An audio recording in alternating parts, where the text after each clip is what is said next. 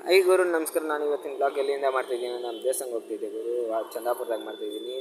ಅಲ್ಲಿಂದ ಬೇಕ್ರಿಗೆ ಹೋಗಿದ್ದೆ ಗುರು. ಬೇಕ್ರಿನಾಗ ನೀರು ಬಾಟ್ಲು ಒಂದು ಇಸ್ಕೊಂಡು, ಹಂಗೆ ಒಂದು ಗ್ಲೇಸ್ ಇಸ್ಕೊಂಡು, ನಮ್ಮ ಅಯ್ಯಪ್ಪ ಒಂದು ಡೈಲಾಗ್ ಹೇಳಿದ್ರು, ಅದನ್ನು ಕೇಳ್ಕೊಂಡು ನಮ್ಮ ದೇವಸ್ಥಾನಕ್ಕೆ ಹೋಗಿದ್ದೆ ಗುರು. ನಮ್ಮ ದೇವಸ್ಥಾನ ನೋಡಿದೆ. ಅಲ್ಲಿಂದ ನಾನು ನಮ್ಮ ಅಣ್ಣ ಇಬ್ಬರೂ ಅರೇನವ್ರಿಗೆ ಹೋಗಿದ್ದೆ ಗುರು ಅಡುಗೆ ಮಾಡೋಕ್ಕೆ. ಕೇಸರಿ ಬಾತು ಮತ್ತು ಅವರೆಕಾಳು ಬಾತ್ ಮಾಡೋಕ್ಕೆ ಗುರು.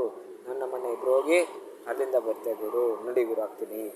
ಅಲ್ಲಿಂದ ಮುಗಿಸ್ಕೊಂಡು ಮತ್ತೆ ನಾವು ಹೋಗಿದ್ವಿ. ಟೀ ಆಗಿದ ತಕ್ಷಣ ಉಪ್ಪಿಟ್ಟು ಮಾಡಾಕಿದ್ದೆ ಗುರು. ನಾನು ನಮ್ಮ ಅಣ್ಣ ಇಬ್ಬರು ಸರಿ ನೋಡಿ ಗುರು. ಉಪ್ಪಿಟ್ಟು ರೆಡಿ ಆಗಿದ್ದೆ, ಕೇಸರಿ ಭಾತ್ ರೆಡಿ ಆಗಿದ್ದೆ. ನೀನು ಸ್ವಲ್ಪ ಹೊತ್ತು ಹೆಂಗಿದೆ ಗುರು, ಸ್ಮೆಲ್ ಗಮ್ ಮಾಡ್ತೈತೆ.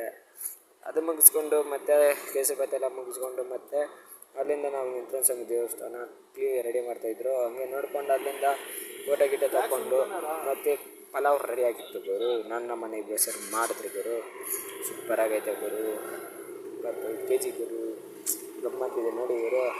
ಅಲ್ಲಿ ಮುಗಿಸ್ಕೊಂಡು ನೀವು ಯಾರು ವೀಡಿಯೋ ಶೇರ್ ಮಾಡಲಿ, ಈಗ ನೋಡ್ತೀರಾ ಗುರು, ಯಾರು ಫಾಲೋನೇ ಮಾಡಲ್ಲ, ಫಾಲೋ ಮಾಡ್ಕೊಳ್ಳಿ ಗುರು. ಓಕೆನಾ?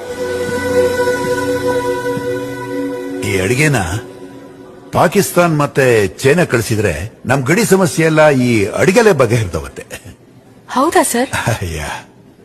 ತಿಂತಿದ್ದ ಹಾಗೆ ನೆಗೆದು ಬಿದ್ದು ಹೋಗ್ತಾರಲ್ಲ ಗುರು. ಅಲ್ಲಿಂದ ನಾನು